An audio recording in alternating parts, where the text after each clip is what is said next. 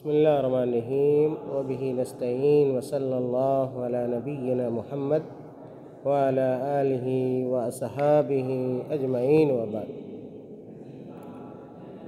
شیخ محمد بن عبد الوہاب رحمہ اللہ نے اپنی کتاب الکبائر کا 85 نمبر باب 85 نمبر جو باب ذکر کیا ہے، شیخ رحمہ اللہ کہتے ہیں باب ہدایا الامراء غلول۔ باب ہدایا الامراء، امیر کی جمع امراء، غلول۔ اس باب کا سیدھا سادہ مفہوم یہ ہے کہ امراء کے ہدیے، امراء کے ہدیہ کی جمع کیا ہے؟ ہدیتن کی جمع ہدایہ، ہدیتن کی جمع ہدایہ ہے، اور جس معنی میں عربی میں ہے اسی معنی میں کیا ہے؟ اردو میں بھی مستعمل، گفٹ کے معنی میں، ہدیہ تحفہ کے معنی میں۔ اردو میں کیا کہتے ہیں؟ تحفہ کہتے ہیں، ہدیہ کہتے ہیں۔ تو امراء کا ہدیہ یا ایک امراء کے ہدایے، یہ کیا ہے؟ غلول ہے۔ غلول کا معنی کیا ہے؟ خیانت کے۔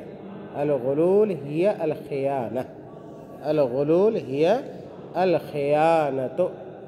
غلول کا معنی کیا ہوتا ہے؟ خیانت کرنا، امانت میں خیانت کرنا۔ اور اس بات سے آپ واقف ہیں کہ یہ خیانت جو ہے، امانت میں خیانت، یہ گناہ ہے، بدترین عمل ہے، بلکہ منافقین کے اوصاف میں سے ایک وصف ہے۔ اللہ کے نبی صلی اللہ علیہ وسلم نے منافقین کے جو چند اہم اوصاف بیان کیے ہیں، جیسا کہ حدیث کے اندر وارد ہوا ہے، ان میں سے ایک وصف کیا ہے کہ منافق کی علامت یہ ہے اذا اؤتمن خان، کہ اگر اس کو امانت دی جائے، اس کے پاس امانت رکھی جائے تو کیا کرے؟ امانت میں خیانت کرے۔ بلکہ امانت میں خیانت، امانت کو ضائع کرنا، برباد کرنا، یہ قیامت کی نشانی بھی ہے، قیامت کی نشانی بھی۔ اللہ کے نبی صلی اللہ علیہ وسلم نے ایک حدیث کے اندر کیا فرمایا؟ اذا ضیعت الامانۃ فانتظر الساعہ، اذا ضیعت الامانہ فانتظر الساعہ، کہ اگر امانتیں ضائع کی جانے لگیں، امانت کیا مطلب ہے ضائع ہونے کا؟ امانتوں کا خیال کیا ہے؟ نہ رکھا جائے، یا ہے کہ لوگ امانت کو ہڑپنے لگے۔ اگر آج آپ کیا ہے بطور امانت اپنی کوئی چیز کسی کے پاس رکھ دیجیے، آپ مامون نہیں رہ سکتے، یا مامون نہیں ہو سکتے کہ آپ کو آپ کی امانت کیا ہے واپس کیا ہے ملے گی۔ امانت اللہ کے رسول صلی اللہ علیہ وسلم کی خاص اوصاف میں سے کیا تھا؟ ایک وصف تھا، نبی ہونے سے پہلے اور نبی ہونے کے بعد میں، یہاں تک کہ کفار اور مشرکین بھی آپ صلی اللہ علیہ وسلم کی امانت کو تسلیم کرتے تھے، بلکہ الامین کہتے تھے۔ اللہ کے نبی صلی اللہ علیہ وسلم کس لقب سے ملقب کیے جاتے تھے؟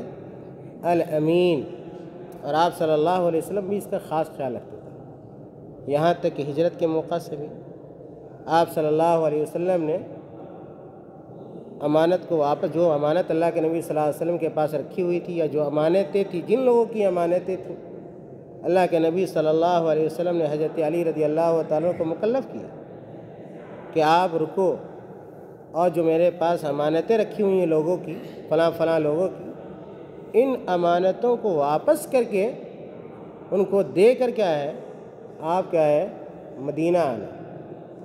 آپ صلی اللہ علیہ وسلم کی تاکید پر وہ رکے اور بعد میں گئے۔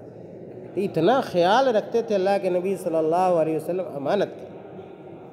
اور آج سے کچھ سالوں قبل تک، آج سے کچھ سالوں قبل، آپ 30 سال 40 سال 50 سال پہلے اگر آپ چلے جائیں، جو ہندوستان کے لوگ ہیں، جو غیر مسلم لوگ ہیں، وہ بھی مسلمانوں پہ بڑا اعتماد کرتے تھے، اور دیکھ کر یہ سمجھ جاتے تھے کہ یہ مسلمان ہے تو یہ خیانت نہیں کرے گا، یہ مسلمان ہے تو جھوٹ کیا ہے نہیں بولے گا، یہ ظلم زیادتی نہیں کرے گا، لیکن کیا ہے آج معاملہ کیا ہے بالکل الٹ گیا ہے، اور مسلمانوں کے اندر بددیانتی، خیانت جیسی بیماری کیا ہے پیدا ہو گئی۔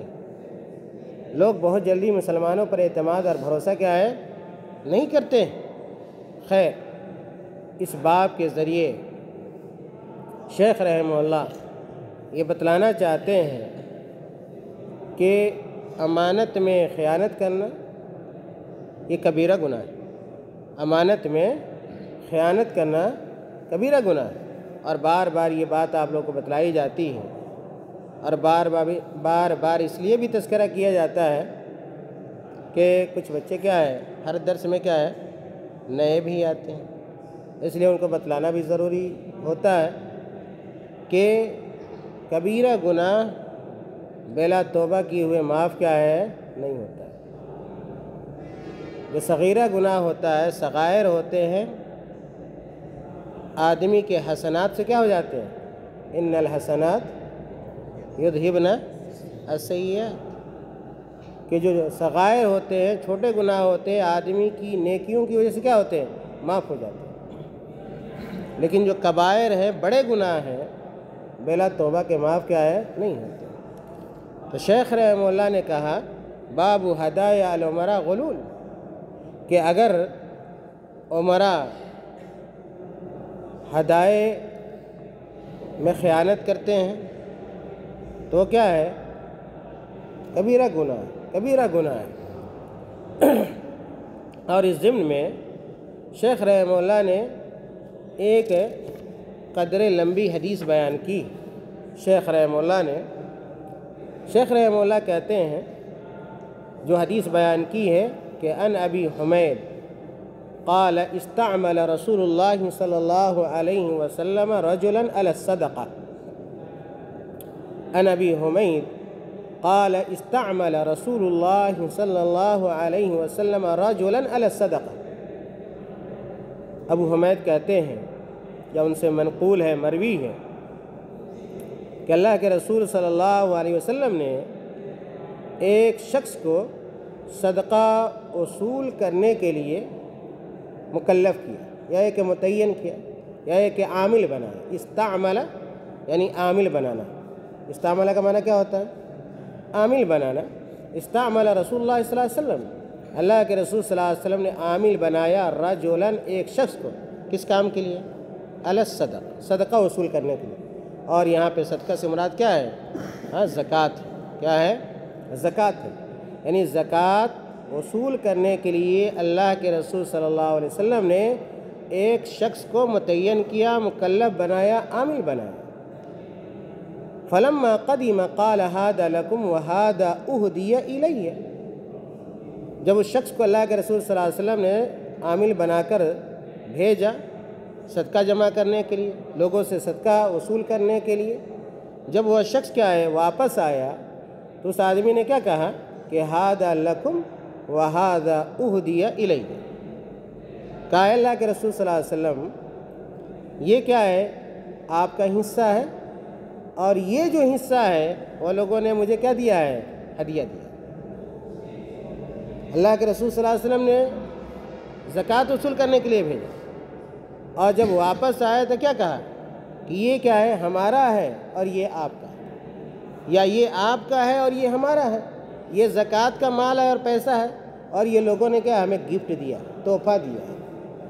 اور اگر آپ حدیثوں کو پڑھیں گے تو آپ کو معلوم ہوگا، اور میں نے اشارہ کیا تھا کہ امام بخاری رحمۃ اللہ علیہ نے اس حدیث کو کئی جگہوں اور کئی مقامات پہ لکھا ہے، جیسا کہ کتاب الہبہ کے اندر بھی امام بخاری نے اس حدیث کو ذکر کیا ہے، کتاب الایمان والنذور کے اندر بھی ذکر کیا ہے، کتاب الحیل کے اندر بھی ذکر کیا ہے، کتاب الاحکام کے اندر ذکر کیا ہے۔ اسی طرح امام مسلم رحمۃ اللہ علیہ نے کتاب الامارہ کے اندر بھی ذکر کیا ہے۔ پتہ چلا کہ ایسے امام بخاری اور امام مسلم نے اس حدیث کی اہمیت کے پیش نظر اور اس حدیث میں جو مسائل بیان کیے گئے ہیں اس کے پیش نظر کئی جگہوں پہ بیان کیا ہے، اور کئی مسائل کو ان محدثین نے مستنبط کیا ہے۔ امام بخاری رحمۃ اللہ علیہ اگر ایک حدیث کو کئی جگہوں پہ ذکر کرتے ہیں تو کیا مطلب ہوتا ہے اس کا؟ یعنی کئی مسائل کو انہوں نے کیا کیا ہے؟ مستنبط کیا ہے، کئی مسائل کا استنباط کیا ہے امام بخاری رحمۃ اللہ علیہ۔ خیر، تو اگر ان حدیثوں کو جمع کیجئے گا تو آپ کو پتہ چلے گا کہ اس شخص کو جس قبیلے کے زکوٰۃ اور صدقہ وصول کرنے کے لیے بھیجا تھا اللہ کے نبی صلی اللہ علیہ وسلم نے، وہ قبیلہ بنی سلیم کا ہے، قبیلہ بنی سلیم۔ اور یہ قبیلہ بنی سلیم قبیلہ ازد کی شاخ ہے۔ قبیلہ ازد یہ عربوں کا کیا ہے؟ قبیلہ، بڑا قبیلہ ہے، اور بڑے قبیلے کی کئی شاخیں ہوتی ہیں نا، تو قبیلہ ازد کی ایک شاخ کیا ہے؟ بنی سلیم ہے۔ اسی قبیلے کے لوگوں کے پاس جو زکوٰۃ تھی، اس زکوٰۃ کو وصول کرنے کے لیے اللہ کے نبی صلی اللہ علیہ وسلم نے اس شخص کو بھیجا تھا۔ اب سوال یہ ہے کہ اس آدمی کا نام کیا تھا؟ جس شخص کو اللہ کے نبی صلی اللہ علیہ وسلم نے زکوٰۃ وصول کرنے کے لیے بھیجا، اگر آپ صحیح بخاری میں آئی اس حدیث کو اگر پڑھیں گے تو پتہ چلے گا کہ اس آدمی کا نام ابن العتبیہ تھا۔ اس آدمی کا نام کیا تھا؟ ابن العتبیہ تھا، یا ایک بعض حدیثوں میں اس کا نام ابن اللتبیہ بیان کیا گیا ہے۔ ابن اللتبیہ، تے سے، ہاں جی، تو سے نہیں، تا سے، تے سے، جی، ابن اللتبیہ یا ایک ابن العتبیہ۔ ابن العتبیہ آپ کہیں یا ایک ابن اللتبیہ کہیں۔ اس شخص کو اللہ کے رسول صلی اللہ علیہ وسلم نے زکوٰۃ وصول کرنے کے لیے بھیجا۔ جب یہ شخص آیا تو کیا کہا کہ یہ آپ کا ہے اور یہ کیا ہے؟ ہمارا ہے۔ یعنی لوگوں نے ہمیں کیا ہے؟ ہدیہ دیا ہے، گفٹ دیا ہے، تحفہ دیا ہے۔ آج بھی بہت سارے کیا ہے؟ حکومت کے کارندے ہوتے ہیں، ایسے لوگ جو حکومت کے نوکر ہوتے ہیں، سرکاری نوکری کرتے ہیں، سرکاری جاب کرتے ہیں، حکومت سے تنخواہیں پاتے ہیں، مدارس اور جامعہ سے کیا پاتے ہیں؟ تنخواہیں پاتے ہیں، اور اگر کسی جامعہ والے نے کسی کام سے بھیجا، مدرسے والے نے کسی کام سے بھیجا، حکومت نے کسی کام سے بھیجا، اور اگر کسی نے تحفہ دیا تو کیا کہتے ہیں؟ یہ ہمارا ہے، لوگوں نے ہم کو تحفہ دیا ہے۔ آپ یہ بتائیے، اگر جامعہ والا نہ بھیجتا، مدرسے والا نہ بھیجتا، حکومت آپ کو نہ بھیجتی، جو حکومت آپ کو تنخواہ دیتی، جو مدرسے کے ذمہ دار آپ کو تنخواہ دیتے ہیں، جامعہ کے ذمہ دار آپ کو تنخواہ دیتے ہیں، تنخواہ متعین ہے، اگر جامعہ نہ بھیجتی تو آپ کو یہ ہدیہ ملتا؟ ہدیہ کا سبب کون ہے؟ جامعہ ہے، مدرسہ ہے، یا ایک کوئی وزارت ہے، حکومت ہے۔ یاد رکھیے، تو اگر کوئی ہدیہ اور تحفہ ملتا تو آپ کا نہیں ہوگا، بلکہ وہ کس کا ہوگا؟ جامعہ کا ہوگا، مدرسے کا ہوگا، یا کوئی تنظیم ہے تو اس تنظیم کا ہوگا، کوئی انجمن ہے تو اس انجمن کا ہوگا۔ اگر آپ حکومت کے نوکر ہیں تو حکومت کا ہوگا، نہ کہ آپ کا ہوگا۔ خیر، تو وہ آدمی ابن العتبیہ جب آئے تو انہوں نے کہا کہ ھذا لکم وھذا اہدی الیہ، کہ یہ آپ کا ہے، آپ کے لیے، لام تملیک کے لیے، لکم میں لام کیا ہے؟ تملیک، آپ کے لیے، وھذا اہدی الیہ، اور مجھے کیا ہے؟ دوسرا جو حصہ ہے لوگوں نے کیا ہے؟ مجھے ہدیہ دیا ہے۔ تو دیکھیے اللہ کے رسول صلی اللہ علیہ وسلم نے کیا فرمایا۔ راوی کہتے ہیں، ابو حمید کہتے ہیں کہ فقال النبی صلی اللہ علیہ وسلم، کہ اللہ کے رسول صلی اللہ علیہ وسلم نے کہا، اور اس معنی کی جو دوسری حدیثیں، ان حدیثوں کو اگر آپ پڑھیے گا تو پتہ چلے گا کہ اللہ کے رسول صلی اللہ علیہ وسلم نے عشاء کی نماز پڑھائی۔ اس حدیث میں یہاں پہ ذکر نہیں ہے، لیکن دوسری حدیثیں جو صحیح بخاری کی ہیں، صحیح مسلم کی ہیں، دوسرے الفاظ بھی موجود ہیں کہ اللہ کے رسول صلی اللہ علیہ وسلم نے عشاء کی نماز پڑھائی، اور عشاء کے بعد اللہ کے نبی صلی اللہ علیہ وسلم نے باضابطہ تقریر فرمائی۔ اس مناسبت سے، اس موقع سے، جب ابن العتبیہ نے کہا کہ ھذا لکم وھذا اہدی الیہ، تو اللہ کے نبی صلی اللہ علیہ وسلم نے تقریر کی عشاء کے بعد، عشاء کی نماز کے بعد، اور کہا، اللہ کے نبی صلی اللہ علیہ وسلم کی تقریر کا انداز دیکھیں، اسلوب دیکھیے اللہ کے نبی صلی اللہ علیہ وسلم کیسی تقریر فرماتے ہیں۔ اللہ کے نبی صلی اللہ علیہ وسلم کا ما بال الرجل، ما بال الرجل، یہی انداز ہوتا تھا۔ اگر کوئی غلطی کرتا تھا تو اللہ کے نبی صلی اللہ علیہ وسلم اگر اصلاح کرنا چاہتے تھے اور مقصد اصلاحی ہوتا تھا تو نام نہیں لیتے تھے کہ فلاں آدمی نے یہ غلطی کی ہے، چلانے آدمی نے یہ غلطی کی ہے۔ یہ اصلاح کا صحیح طریقہ کیا ہے؟ نہیں، اصلاح کا صحیح طریقہ یہ ہے کہ آپ نام نہ لیں، آپ عیوب کو بیان کریں، نقائص کو بیان کریں، کمیوں اور خامیوں کو بیان کریں، صراحت کے ساتھ کیا ہے اس کے نام کا ذکر کیا ہے نہ کریں، تاکہ مزید کیا ہے گناہ کے اوپر وہ جری ہو جائے، گناہ کا عادی ہو جائے۔ تو اللہ کے نبی صلی اللہ علیہ وسلم اگر کسی صحابہ سے یا کسی صحابہ میں سے کسی صحابی سے یا کسی فرد سے اگر غلطی ہوتی تو اسی انداز میں اللہ کے نبی صلی اللہ علیہ وسلم اصلاح کرتے تھے، اور اصلاح کا یہی کیا ہے کارگر کیا ہے اور کامیاب طریقہ بھی ہے۔ اللہ کے نبی صلی اللہ علیہ وسلم نے کہا ما بال الرجل، کہ آدمی کو کیا ہو گیا ہے، نستعملہ علی العمالہ، کسی کام کے لیے ہم اسے عامل بناتے ہیں، مما ولانا اللہ، اس کام کا ہم ذمہ دار بناتے ہیں یا اس کام پر ہم عامل بناتے ہیں جس کا اللہ تعالیٰ نے مجھے کیا کیا ہے، مجھے والی بنایا ہے۔ مما ولانا اللہ، جس کا اللہ تعالیٰ نے ہمیں کیا ہے والی بنایا ہے، جس کا حکم دیا ہے۔ اگر ہم کسی شخص کو اس کے لیے ذمہ دار بناتے ہیں، متعین کرتے ہیں، مکلف کرتے ہیں، تو آدمی کیا کہتا ہے فَيَقُولُ هَذَا لَكُمْ وَهَذَا أُهْدِيَ إِلَيْهِ۔ دوران تقریر اللہ کے نبی صلی اللہ علیہ وسلم نے کہا کہ اگر ہم کسی کو کسی کام کے لیے بھیجتے ہیں، عامل بناتے ہیں، اس چیز کا حکم دیتے ہیں جس کا اللہ نے مجھے حکم دیا ہے، تو آدمی جب واپس آتا ہے تو کیا کہتا ہے کہ هَذَا لَكُمْ وَهَذَا أُهْدِيَ إِلَيَّ، کہ یہ آپ کا حصہ ہے اور یہ میرا حصہ ہے، لوگوں نے مجھے تحفہ دیا ہے، گفٹ دیا ہے۔ پھر اللہ کے نبی صلی اللہ علیہ وسلم نے آگے کہا، زجر و توبیخ کی اللہ کے نبی صلی اللہ علیہ وسلم، تنبیہ فرمائی، حلہ کا لفظ استعمال کیا۔ کس کا لفظ استعمال کیا؟ حلہ کا۔ زجر و توبیخ کے لیے لفظ استعمال ہوتا ہے۔ اللہ کے نبی صلی اللہ علیہ وسلم نے کہا فَحَلَّا جَلَسَ فِي بَيْتِ أَبِي، ایسا شخص جو یہ کہتا ہے کہ یہ لوگوں نے مجھے ہدیہ دیا ہے، تحفہ دیا ہے، اگر اس کو ہدیہ دینا ہی کیا ہے مقصود ہوتا، اور اگر ہدیہ دینا ہی وہ چاہ رہا تھا تو تم اپنے گھر میں بیٹھے رہتے، اپنے باپ کے گھر میں بیٹھے رہتے، اپنی ماں کے گھر میں بیٹھے رہتے۔ اگر لا کر تم کو ہدیہ پہنچا دیتا تب نہ سمجھتے کہ یہ تم کو ہدیہ ملا ہے، لیکن جب ہم نے کسی کام کے لیے بھیجا اور پتہ نہیں کس مقصد کے خاطر اس نے ہدیہ دیا، یہ بھی مقصد ہو سکتا ہے کہ اگر ہم اس کو ہدیہ دیں گے تو کیا کرے گا، جو حق وصول کرنے آیا ہے اس میں کیا کر دے گا، کمی کر دے گا، ہمارے ساتھ نرمی کرے گا، ہمارے ساتھ کیا ہے تخفیف کا معاملہ کرے گا۔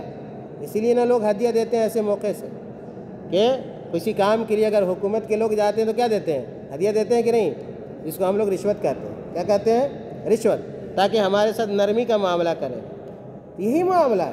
تو اللہ کے نبی صلی اللہ علیہ وسلم نے کہا فَحَلَّا جَلَسَ فِي بَيْتِ أَبِي، ایسا شخص اپنے باپ کے گھر میں کیوں نہیں بیٹھا رہا، او بیت امہ، یا کہ اپنی ماں کے گھر میں کیوں نہیں بیٹھا رہا، فَيَنْظُرَ هَلْ يُهْدَى إِلَيْهِ شَيْءٌ أَمْ لَا، اور اپنے باپ کے گھر میں ماں کے گھر میں بیٹھ کر انتظار کرتا، دیکھتا کہ لوگ اس کو ہدیہ پہنچا رہے ہیں یا نہیں پہنچا رہے ہیں۔ اللہ کے نبی صلی اللہ علیہ وسلم نے کہا فَيَنْظُرَ هَلْ يُهْدَى إِلَيْهِ شَيْءٌ أَمْ لَا، کہ اس کو کیا ہدیے کے طور پہ کوئی چیز دی جا رہی ہے یا نہیں دی جا رہی ہے۔ کہا اللہ کے نبی صلی اللہ علیہ وسلم نے آگے تقریر میں اپنے کہا وَالَّذِي نَفْسُ مُحَمَّدٍ بِيَدِهِ، اس ذات کی قسم جس کے ہاتھ میں محمد صلی اللہ علیہ وسلم کی کیا ہے، جان ہے۔ وَالَّذِي نَفْسُ مُحَمَّدٍ بِيَدِهِ لَا يَأْخُذُ أَحَدٌ مِّنْكُمْ شَيْئًا بِغَيْرِ حَقِّهِ، کہا کہ تم میں سے اگر کوئی شخص ناحق کوئی چیز لیتا ہے کسی سے، لا یاخذ احد منکم، تم میں سے کوئی نہیں لیتا ہے کوئی چیز بغیر حق ہی، ناحق طریقے سے، الا لقی اللہ، یعنی مفہوم کیا ہے، اگر کوئی آدمی، اللہ کے نبی صلی اللہ علیہ وسلم نے کہا تم میں کا کوئی شخص اگر ناحق کسی سے کیا لے، کوئی چیز لے، تو کہا کہ الا لقی اللہ وهو يحملہ یوم القیامہ، جب ایسے شخص کی ملاقات دن قیامت میں کس سے ہوگی؟ اللہ سے ہوگی۔ ہماری اور آپ کی ملاقات ہوگی یا نہیں ہوگی؟ ملاقات ہوگی اللہ تعالیٰ سے، اور ملاقات ہونے کے بعد ایسے نہیں اللہ تعالیٰ چھوڑ دے گا، حساب و کتاب بھی ہونے والا ہے۔ اگر ہم نے ناحق کسی کا مال لیا ہوگا یا ایک دولت لی ہوگی تو اللہ تعالیٰ اس کا بھی حساب و کتاب لے گا۔ تو کہا اللہ کے نبی صلی اللہ علیہ وسلم نے الا لقی اللہ وهو يحمله یوم القیامہ، اگر کسی کا ہم نے ناحق حق لیا ہوگا، حصہ لیا ہوگا یا ایک خیانت کی ہوگی تو وہ خائن انسان، خیانت کرنے والا اس سامان کو اس سامان کو اٹھا کر کیا ہے دن قیامت میں حاضر ہوگا، اپنے کیا ہے سر پہ اٹھائے ہوئے ہوگا، اپنے کاندھے پہ اٹھائے ہوئے ہوگا، جیسا کہ آگے اللہ کے نبی صلی اللہ علیہ وسلم نے ذکر کیا ان کان بعیرا لہ رغا، اگر دنیا میں کسی کے اونٹ کو لے لیا ہوگا ناحق طریقے سے، اگر کسی کے اونٹ کو لے لیا ہوگا تو وہ آدمی کیا ہے اونٹ کو اٹھا کر کے اپنی گردن پہ لائے گا قیامت میں، اس بوجھ کو اٹھائے ہوئے ہوگا، اور جو اونٹ ہوگا وہ اونٹ کی آواز بھی آ رہی ہوگی۔ رغا اونٹ کی آواز کو کہتے ہیں، رغا کس کو کہتے ہیں؟ رغاءن، یہ اونٹ کی آواز کو کہتے ہیں عربی میں رغا۔ جی کہا اللہ کے نبی صلی اللہ علیہ وسلم نے کہ اگر تم میں کا کوئی شخص ناحق کسی کے حق کو لے لیتا ہے تو جب آخرت میں اللہ تعالیٰ سے ملاقات کرے گا تو اس خیانت والی چیز کو اٹھا کر لائے گا، چاہے وہ کندھے پہ اٹھائے، سر پہ اٹھا کر لائے، یعنی بوجھ اس کے سر کے اوپر ہوگا۔ یہاں تک اگر کسی نے کسی کا ناحق اونٹ لیا ہوگا تو اونٹ کو اپنے سر کے اوپر، اپنے کاندھے کے اوپر اٹھا کر لائے گا، اور اونٹ کیا ہے آواز کیا ہے لگا رہا ہوگا، اونٹ کی جو آواز ہوگی وہ بھی آ رہی ہوگی، اور اس میں بھی حکمت نظر آ رہی ہے تاکہ لوگ دیکھ لیں کہ یہ خائن ہے۔ جب اونٹ آواز لگائے گا تو لوگ متنبہ ہوں گے یا نہیں ہوں گے کہ کس چیز کی آواز آ رہی ہے، تاکہ مزید کیا اس کی ذلت ہو، رسوائی ہو، پشیمانی ہو، اور اس کی بے عزتی ہو۔ اور اس وقت بے عزتی ہوگی جہاں اولین اور آخرین سب کیا ہوں گے؟ جمع ہوں گے، سارے لوگ ہوں گے، والدین بھی ہوں گے، بچے بھی ہوں گے، سارے لوگ جمع ہوں گے۔ اس وقت اللہ رب العالمین ایسے آدمی کو، خیانت کرنے والے کو کیا کرے گا؟ ذلیل کرے گا، رسوا کرے گا۔ خیر، اللہ کے نبی صلی اللہ علیہ وسلم نے آگے بیان فرمایا وَإِن كَانَ بَقَرَةً لَهَا خُوَارٌ، اگر کسی نے ناحق کسی کا گائے لیا ہوگا تو اس گائے کو اپنے سر کے اوپر اٹھا کر لے کر آئے گا، اور وہ گائے بھی کیا ہے آواز نکال رہی ہے۔ گائے کی آواز کو خوار کہتے ہیں، خاص خوارن، یہ گائے کی آواز کو کہا جاتا ہے۔ کہا کہ وَإِن كَانَ بَقَرَةً لَهَا خُوَارٌ أَوْ شَاةً تَيْعَرْ، اگر کسی نے کسی کی بکری کو ناحق طریقے سے لیا ہوگا، خیانت کیا ہوگا، تو وہ بکری کو اپنے اوپر اٹھا کر لائے گا دن قیامت میں، اور وہ بکری بھی کیا ہے آواز نکالے۔ یہ تیر کہتے ہیں، تیعرن، یہ بکری کی آواز، تیعر، تا یا عین را، تیر، یہ بکری کی آواز کو کہتے ہیں۔ اللہ کے نبی صلی اللہ علیہ وسلم نے ان کلمات کے بعد ثم رفع یدیہ حتی رعینا افرت ابتی، راوی کہتے ہیں کہ اللہ کے نبی صلی اللہ علیہ وسلم نے یہ تقریر کرنے کے بعد اور ان باتوں کو بیان کرنے کے بعد اپنے دونوں ہاتھوں کو اٹھایا اللہ کے نبی صلی اللہ علیہ وسلم، ثم رفع یدیہ حتی رعینا افرت ابتی، یہاں تک کہ ہم نے اللہ کے نبی صلی اللہ علیہ وسلم کی بغل کی سفیدی کو دیکھ لیا۔ جی ہاں، ابتن مانے کیا ہوتا ہے؟ بغل، اور افرا مانے کیا ہوتا ہے؟ سفیدی، افرا مانے بغل کی سفیدی، عین سے۔ جی عفرتن، افرت ابتی، راوی کہتے ہیں ابو حمید کہ اللہ کے نبی صلی اللہ علیہ وسلم نے دعا کی اپنے دونوں ہاتھ، پتہ یہ چلا کہ دعا میں دونوں ہاتھ کو اٹھانا کیا یہ مستحب ہے، مباح، مستحب ہے، سنت ہے کہ جب آدمی دعا کرے تو اپنے ہاتھ کو کیا کرے؟ اپنے چہرے کے برابر کیا کرے؟ اٹھائے۔ ثم رفع یدیہ حتی رعینا افرت ابتی ثم قال، اور پھر اللہ کے نبی صلی اللہ علیہ وسلم نے اللہ تعالیٰ سے دعا کی، کہا اللہم حل بلغت، اللہم حل بلغت، اے اللہ تو گواہ ہو جا کہ ہم نے کیا کیا، تیرے حکم کو تیرے بندوں تک کیا کر دیا ہے؟ پہنچا دیا ہے۔ قالها ثلاثا، راوی کہتے ہیں کہ یہ جملہ اللہ کے نبی صلی اللہ علیہ وسلم نے 3 مرتبہ دہرایا، اللہم حل بلغت۔ عزیز طلبہ، اس حدیث سے اور اس باب سے یہ بات واضح ہوئی کہ عمرہ کے ہدایے یا ایک ہدیے اور تحفے جو انہیں ملتے ہیں، اگر وہ اپنے پاس رکھ لیتے ہیں اور متعلقہ ذمہ داران کو نہیں دیتے یا متعلقہ محکمے کو ادا نہیں کرتے تو یہ خیانت کے ضمن میں، اور یاد رکھیے کہ خیانت کا کبیرہ گناہ ہے۔ اس لیے ہم میں کہ ہر شخص کو، ہر مسلمان کو امانت میں خیانت سے گریز کرنا چاہیے۔ اگر کسی سبب سے، کسی وجہ سے اگر آپ کو کوئی چیز ملتی ہے، اگر آپ کا اس میں حق نہیں ہے، اگر آپ کا اس میں حق نہیں ہے، کسی اور کا حق ہے، تو اگر کوئی ہدیہ ملتا ہے، کوئی تحفہ ملتا ہے تو وہ اس آدمی کا ہے جس کا وہ حق ہے۔ اگر آپ کا حق ہے تو ٹھیک ہے، اگر آپ کسی اور کے کام سے گئے ہوئے ہیں، اگر کوئی تحفہ اور ہدیہ ملے تو آپ اس آدمی کو دیجئے جس کا حق کیا ہے، اس سے وابستہ ہے۔ اللہ تعالی ہمیں اور آپ کو کہنے سننے سے زیادہ عمل کرنے کی توفیق عطا فرمائے۔ آمین۔ وآخر دعوانا الحمدللہ رب العالمین۔